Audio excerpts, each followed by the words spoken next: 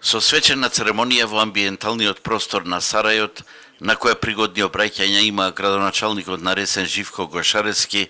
председателот на Советот на фестивалот Јордан Плевнеш и актерот Мето Јовановски како председател на интернационалното жири,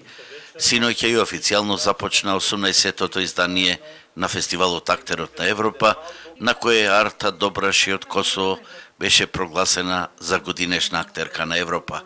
Оваа врвна меѓународна културна манифестација, никната на преспанското балканско тромеѓе, која духовно обединува три држави и култури со заеднички стремежи во европските вредности, цврсто стои на постулатите од Жан Моне кој рекол да се гради Европа значи да се гради мир, и духовниот татко на фестивалот Жан Локариер, кој за фестивалското мото од неговите почетоци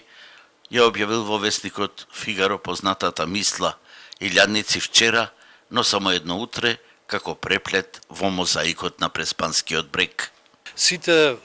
европски и светски метрополи поминаа низ оваа духовна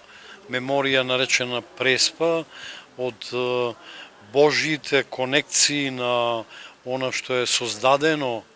во европската меморија и од тој меѓуграничен европски парк што ги обединува трите јазици на езерото, албанскиот, грчкиот и македонскиот јазик, и што секоја година ја славиме како една химна дека уметноста всушност е неуништива наспроти сите закани што историјата ги нуди во реалност. Во услови на пандемија, организаторите се погрижија и овој пат да обезбедат една врвна интернационална понуда во 6-дневната програма. Нудиме програма и домашна, значи, заради ситуацијата, дел таа ќе ни биде како што е предвидено тука, изведена во живо во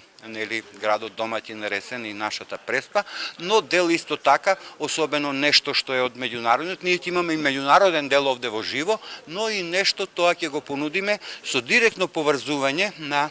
представи кои што се од надвор, првенствено да речеме од Франција, имаме такви два проекти кои специјално за нашиот фестивал во исто време ќе изведуваат представата, а ние ќе ја пренесуваме овде во истиот момент во живо. Посиноќешната дуодрама по дела на Шекспир што ја изведоа Анастасија Ласовска и Јане Блажевска,